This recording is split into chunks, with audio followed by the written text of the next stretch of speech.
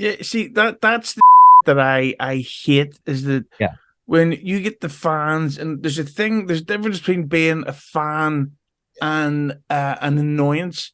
Where Mhm. like I'm pretty sure that if I tweeted you going, "Oh, Shuli, you look way too sexy in that black hoodie," you would probably read the tweet and be like, "Oh, whatever, it's just a guy being really flirtatious." But if I like went to your house and I'm going through the letterbox, nice fucking hoodie, sexy, Right. like that's going too far. And that's why like I love busting Stuttering John's balls. It's Sure. makes me feel young.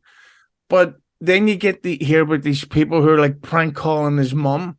Yeah, it's ridiculous. They did it to us when we were planning to negotiate, or talk to Pickwick Pub about doing something there. And before I could even reach out to him, trolls started calling and telling the management all these lies about us and how, how we just planned to come in there and kick the door open and take over the whole fucking bar. And if anybody stops us, men, women, children, we're gonna beat the shit out of everybody. And it's like, so it's wild that for people who can't stand me, can't stand what I do, can't stand the product I put out there, they steal every show they can get off of Patreon and post it and watch it. And it's like, it's wild to me that they don't see that they love everything that I do, that they love every show that I put out there, and they just don't know how to express it because something traumatic happened in these people's lives. Something fucked them up.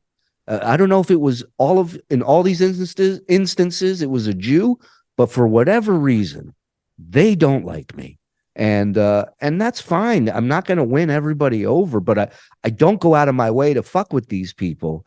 I just do my thing. That's a one-way street. Yeah, I think it's more a case. It's not so much that they don't like you; it's just they don't like the success that another person is having. But that's like I interviewed this guy who was clearly secretly, and he said that he didn't like Top Gun Maverick and turned it off Uh, after 35 minutes. And I Levy thought didn't that like it guy's either. Levy didn't like the movie yeah. either. Yeah, I was too busy trying to get him to send me a Gina nudes. But just as we're wrapping up and we come to the final question, uh, the last time I interviewed you, I made a clip about I asked you about Artie Lange. Yeah. What I didn't realize until after I'd uploaded it and it got a lot of hits, I fucked up the audio and I'd raised both of our levels where so everyone was speaking like this and it was a technical mess. But it seems like around this time of year, it happened early last year. It happened a bit during the pandemic. Artie Lange will come back and maybe do a podcast or get on Cameo, whatever the fuck it's called. Uh, to me, the one true main event that's left, if you want to call it, in the DabbleVerse is Artie Lange coming back versus Stuttering John. Mm. Uh, from your experiences with them, because Artie Lange does not like Stuttering John, and I remember on the Anthony Cumia show, like I'm a real piece of shit when it comes to jokes, but I thought that when Melendez, which is what I'll call him, uh, made a joke about Artie Lange's dad being a paraplegic, I thought, see, that's not funny. That's really pushing the boat out. So, what's your experiences of the Artie Lange versus Stuttering John feud? And do you think when Artie comes back, that's going to be the end of Stuttering John? Well, I'm sorry the audio was messed up last time. I hope it works out better this time for you, Hughezy. Right. So my thing is with Artie. I feel like let me make sure I put this the right way. I don't want to upset people. Artie is the guy that you root for your entire life. He's such a Good soul. And I wish the best for Artie. I don't know that he needs to argue with Stuttering John these days. I don't think he does. There's no victory in that for him. But John has the tendency to bring shit out in people. I didn't want to fight with him. I didn't want to do a show. But guess what?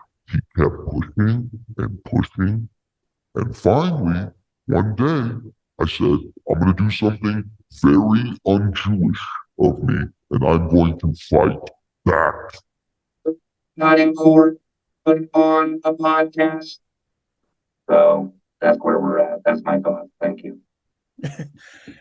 But yeah, I think though that was fucking glorious. Thank you, buddy. Thank you. This is why people hate.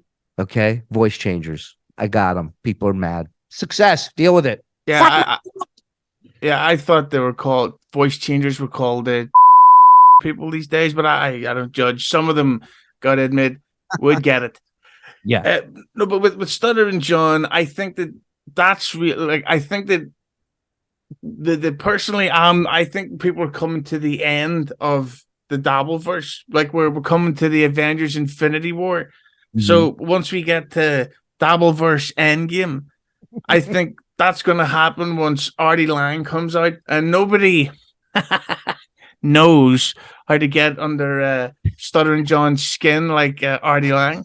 You're goddamn right about that. And I mean, listen, I would pay money. I'd be right there to watch that. But I think I'm hoping. No, I'm not hoping. Hope's for suckers. I believe that Artie is in a much better place right now. And I don't think he'll ever fucking dirty his hands with that shit ever again. If he does make it back to the public spotlight, he may just want to stay alive the rest of his life and just stay out of that whole thing. You know, I mean, guy shows up at a gig and it's like everybody's just handing him whatever he wants. It's a crazy fucking thing to wrap your mind around. And then you factor in that you don't have the greatest willpower, and whatever else you're dealing with mentally, emotionally, physically, whatever. It's very easy to get off track, getting back into all this shit. So the less I hear from him, the less I see of him, that the better that makes me feel that Artie's going to be around for a while, and hopefully he gets his shit together to the point where he can do that stuff and can go back on the road, because he's one of the funniest human beings on earth, like one of the greatest storytellers ever. And yeah, I love the guy. It was nothing but great to me. Yeah, like, 'cause we don't have many great comedians left. Like, we lost Norm Macdonald, we lost Gilbert Godfrey. Hopefully we'll lose Aziz Ansari soon. And so, like, we need like Artie, and we need you forgot Saget. You forgot Bob Saget. Yeah. You know, I said great comedians. Oh, come on. You didn't hear his Egypt joke? I don't go back in the back of the Sphinx. Why? Because it's Sphinx back there. I mean, come on. That's a keeper. Wait, I don't get it. I don't get that. Explain that one. So what he's saying is basically, we're not doing that. Yeah.